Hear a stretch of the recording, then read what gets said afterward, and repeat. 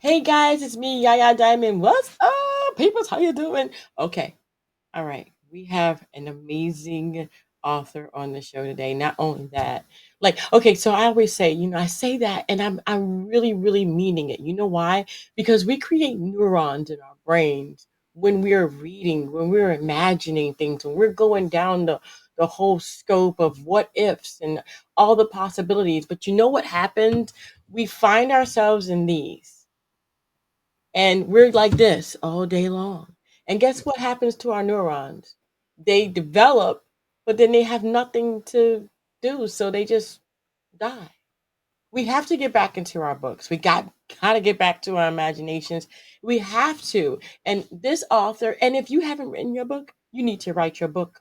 You do. I know I'm talking to somebody, some people out there, and I know for a fact that my guest today will tell you the same thing. He's the author of this book right here. I want to go ahead and show you.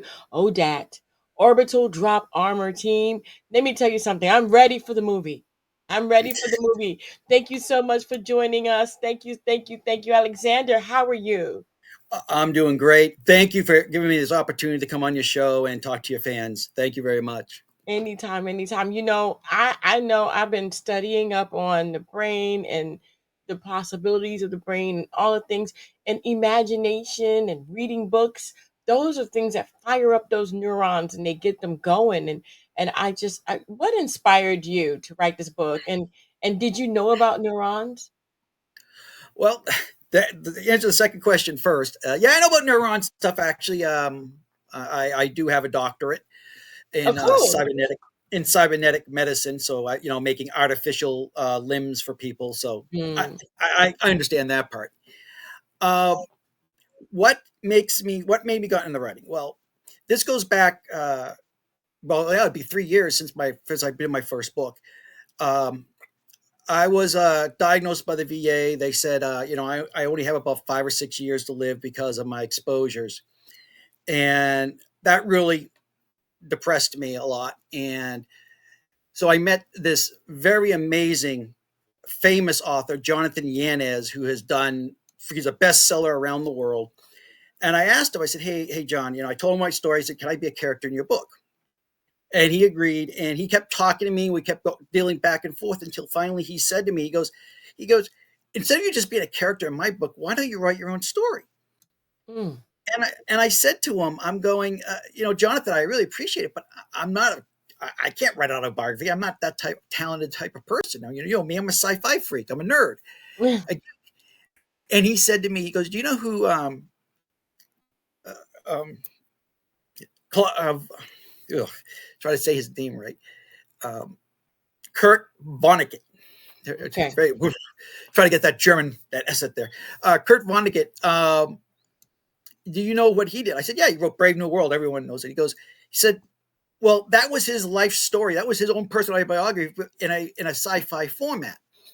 I said, wow. And so Jonathan looked at me. He said, now, if Kurt Vonnegut can do it, why can't you?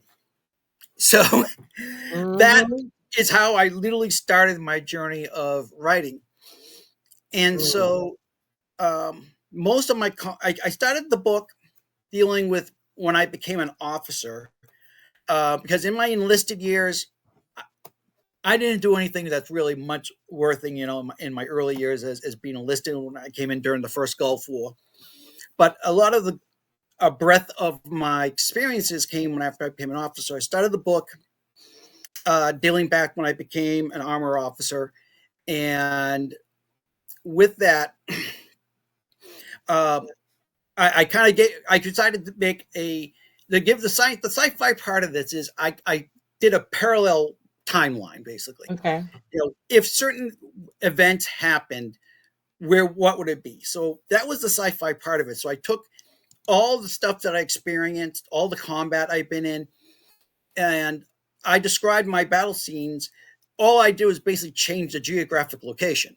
I Mm-hmm. did, to a sci-fi. Instead of it being Kosovo in Europe, it was, some uh, battlefield on a planet. But it's like, so I did like that, and a lot of the character, and I tell people in the beginning of my book, that this is based on my own real life experiences, and a lot of the names and a lot of people you see me conversing with are real people that I've grown to love in my life, have in my life. These are amazing people, and so so when I was writing this, it was a little bit cathartic. I say it was cathartic because it forced me to try to work through much of the PTSD and issues I had to deal with. Hmm. Wow. Wow. What was your challenge, if any at all, of transforming those life experiences into that sci-fi kind of thing that you did? And what was that like though? It was hard on two fronts. One, just bringing back those memories and the friends that I lost. That was emotionally hard for me. Mm. Um, the then it the problem is when I was writing this, I wanted to go for realism. I didn't want people to read my book and not get a sense of being in the battlefield. Okay. So when I transferred to the sci-fi, it was more like 10% of it was sci-fi and the other 90% was the actual combat itself. Okay. And so I kept that realism. Hmm. A lot of vets who have read my book, they've said that I've described the battlefield like they were really there, So like and they were. realistic. Um, like I actually had there's a scene in my first book I talk about when I stabbed my first person, and I go through the whole bloody thing of dealing with that. My first, bayonet kill, um, and how it emotionally hit me and things like that, and what it felt like to actually do that versus just shooting someone sitting from a tank. Hmm. So yeah, it was challenging to try to get that balance. Yeah. And that to me felt like, wow, that must have been challenging to go through that and to have to relive it to write the book. So, did you ever think that you would have to relive this in order to write the book? Or was that kind of like, oh no, I think I have to relive this in order to write the book? It well, if I wanted to tell my story, my life experiences, as I saw things through my eyes, it came down really quick that I'm going to have to relive these parts of my life, deal with them, and talk about it, which I do in the book, and I talk about these scenes, and it's not just the book isn't just from battlefield only, and everyone who's read my book, I'm the main character of the book, and everyone will say I never made myself in the book as being the 5-star hero. Um, I mean, many people read the book. I did things, but I was never the main hero in the thing. I was just the a person who was there who's had a job to do, and that's what I wrote it to. Hmm. In doing that, and so when I was doing, reliving these things, I tried in the book to give credit to those people who really were, in my opinion, through my eyes, were the real heroes there. Yeah. And I was just a supporting character. Um, Yeah. and I had a lot of people write me after read my book, and they love that I, talked it from that particular. I've gotten several fans say they appreciate that I didn't make myself the superhero of the book. Hmm. Um, so that they really uh, appreciated that point of view how I did it, and it's so as I was going through this, it was.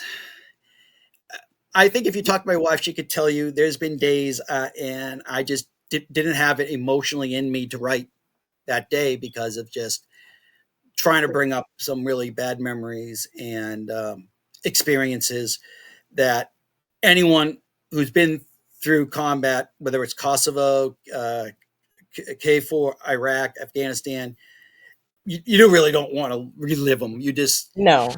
you talk, No. you talk to them to your brother, your band of brothers. You could joke about certain events, but you really don't go back into it. So that was. It was a That challenge. must have been crazy. That must Yeah. have been crazy.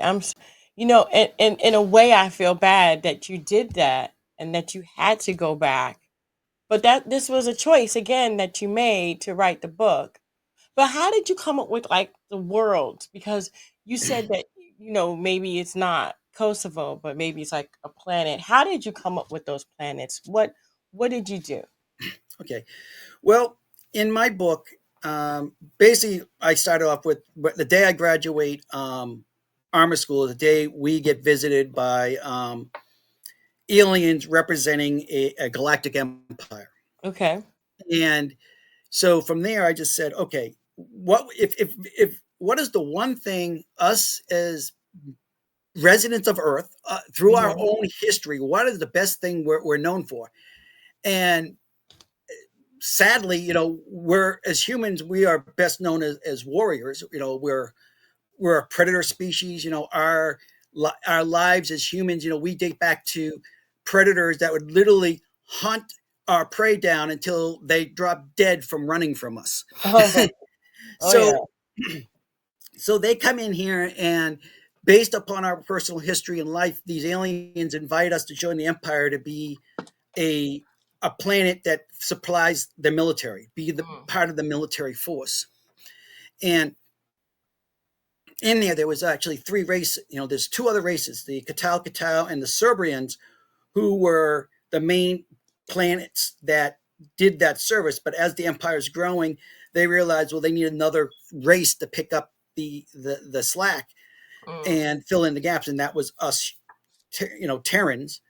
And yes, I do. You've heard of us in the scientific name of Terrans. I just never liked the term Earthling. It just, um, you know.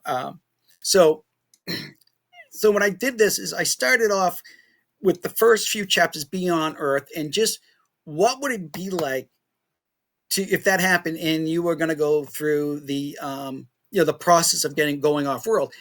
And the way I wrote it was, what the process wouldn't be that much different than what I went through when I went overseas in combat. You go into the deployment processing center, and all the different people, all the different categories, the medical exams, the 150,000 shots you get all over your body. Uh, so I did that. Then when I made my external worlds, I try. I admit the naming is not very original of a lot of these planets, but those who've been in certain theaters of combat will recognize the names. Hmm. Wow, wow.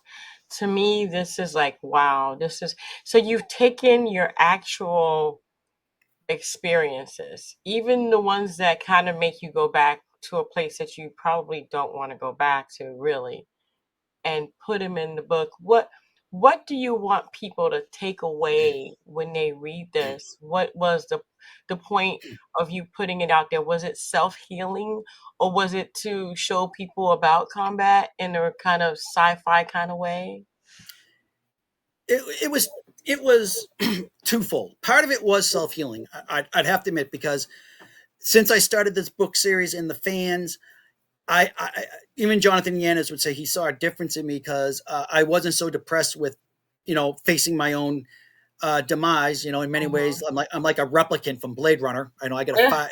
I was given 5 years to live, so I definitely know how Rucker Holler felt in that movie. Um, but also, the thing is I wanted to bring a factor of combat that just movies just didn't capture. When people think of combat, they think about all these things of shooting and mass, but it's more in depth than that. Movies give you a scene for drama and things like, but they really don't go into the what it means to be on the front line. So I write it from that perspective. So when people see, when we're taking on a enemy stronghold, it's nothing like the movies. It's more of dealing with what we have to go through to do our job, that Mm. people, unless if basically I'm saying, if you weren't there, it's very hard for you to understand what we went through. All Right. you know is what Hollywood gives you or CNN decides to tell you about. But Yeah. if you're not there, it's hard. And I try to bring that to the reader to have them understand what what goes on through our minds in combat, and also the gallows humor. I mean, the you know, a lot of people who are not my vet friends uh, don't appreciate my gallows humor as much as my friends who are also fellow vets. So it's kind of, how did that gallows humor? How did I obtain it? And in a way, it was a way we did it is to capture uh, the what we're seeing and trying to box it up, to metabolize what we're seeing, and that's where a lot of our humor comes from. I got you. I got you. How much healing do you think you made by writing this book? And now not only by writing the book, but by talking about it with podcasting and with, doing your own thing and with, maybe even book signings and your fans. How does that help you now? Well, I think the biggest thing it helped me with is, I don't count the calendar anymore. I don't worry about my, as we say in Blade Runner, the incept date. I don't think of it as much now, because when I wrote this book, I never in a million years think that anyone would accept the book like it is. And it was like overnight, people had been emailing me, talking about how great my book is giving me great reviews. And I'm like, wow, I mean, I guess I got to write a second book now. And Are so, you? yes, my second book is already out on Amazon now, and I'm working the third book. Ooh, The third book is being done right now to complete the trilogy. And then I'll be starting a whole new story arc in the same universe, but a different story arc. But the trilogy is going to be done this year. nice, And you know nice. I think it helped me a lot, because one I think one of the things that got me is I was kicked out of the army on medical retirement for after 28 years of service. I Mm. came in when I was 17 and a half. And when the VA told me that, it's like, I'm going to die in 5 years, and I'm not even going to be a footnote in history. No one will know who I am.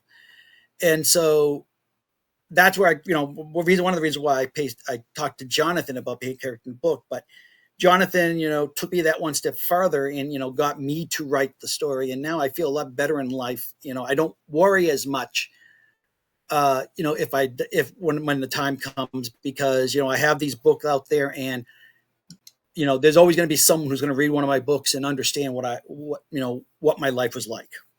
Wow.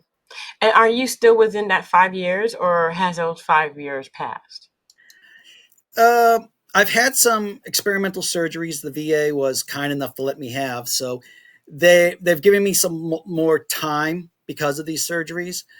But a lot of the exposures I went through, they can't give me a firm date like, hey, you got 10 years out of this by this surgery. It's more like, we gave you an extra year or two. We'll see how it goes, see how your body reacts, and we'll go from there, type of thing.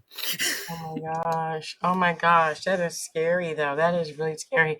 Well, your sacrifice and your work and your how would I say, protecting us people who don't know how to fight and probably wouldn't survive what you went through.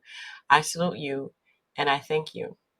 Well, And thank you very just know much. that the people that love and support you are the people who are appreciative of you going out there and doing what you did for us, because I don't know if I could ever just do what you said in the beginning, was just take a knife and be so close to someone to take that out. You know what I mean? It's hard. It's hard. It really is.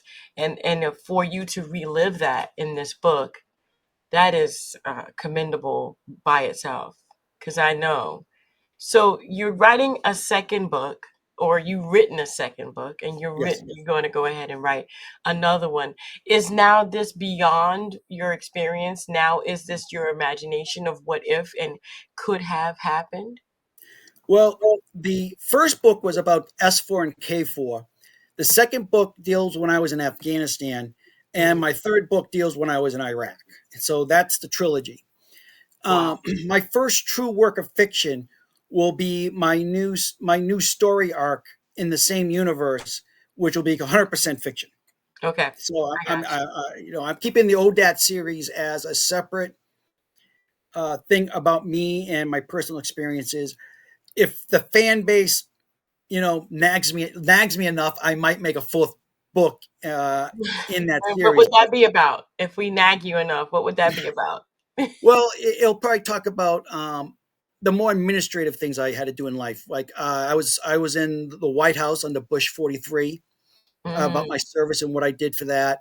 A lot of my service, what I did for supporting various three-letter agencies as a military liaison and things like that. So that book would be more talking about that stage of my life, because pretty much after I finished my combat tours and I got higher in rank, the battlefield kept being less, less and less closer to me, and I ended up, instead of driving a tank, I ended up driving a desk. But that's just the fact of in the military and gaining rank. yeah. Well, I kind of like the fact that they pulled you back away from the military, that service that you were doing. And I guess did that help you heal? Like to be away from that? Actually, it made me worse. It made it worse Oh, because, you know, the one thing I truly believe is, and this is something that was drilled in me from back when I was a private. mm, You never give an order you wouldn't follow yourself. okay. And I never felt right sending people downrange and not accompanying them, I got you. because I'm a leader, and nothing says more to the people who follow me is that I'm willing to grab my gun and be the first person, the front of the line to get on that plane, first, last person on the plane coming back, being that person. So it was very hard for me to deal with the fact that I was here while many of my friends, especially my enlisted friends, who went there more and more often because of their specialty and the rank they had. Yeah. But what do you want people to get from this? I mean, can people get healing? Can people like, who served get healing like you did from reading this book? I think it will. I mean, the idea is, when I wrote this, is as someone who's if a vet saw this and reads it, one, I wanted to get the feeling is, hey, what they're feeling, what they've gone through, they're not the only one. Mm, They're reading about me, and I'm having the same issues in my book. Um, I talk about a lot of the, you know, in my book, I talk about the nights, I'm sitting in my rack and having relive in my mind each kill, each mm, action, every decision that I made, that if someone ended up dying because I made a bad decision, they're going to realize, hey, I'm not the only one. This guy who wrote this book dealt with the same stuff, and look what he did. So to try to inspire them that, hey, you know, if you want to, find a way to find self forgiveness, or find some way to deal with the experiences, write your story in a book. And it doesn't have to be a autobiography. It could be a science fiction. It can be a fantasy. yeah, Just be willing to talk about what it is, and accept that, you know we didn't do it. We didn't do what we do because we love the act of killing or being no, killed. It's more of, we did it because we all went there. We had things to protect back home. We had a little bit of a revenge. They attacked New York, so in the Pentagon, so there's a revenge factor. But a lot of us, we went there because it was our duty, and a lot of us felt, hey, the military, helped pay for my school. They helped pay for my house. They gave me a lot, and I feel I owe the taxpayer, I owe the country for those benefits they gave me. hmm, And it's just not me saying, a lot of us felt that way when we went over there and did our job. mm, wow. Wow. Well, I want to thank you so much for being on the show today and for sharing your experiences with us.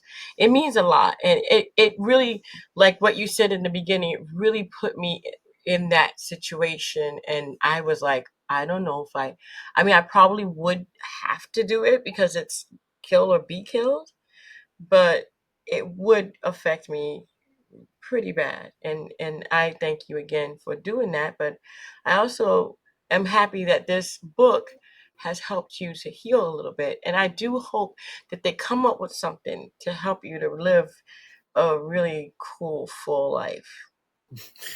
I hope so too, because I definitely want to see my daughter, because she said to me many times she wants to be a tanker like daddy. So I want to see my daughter graduate armor school and be a scout like me. So Okay. I really hope I hope they're able so. to fix me long enough.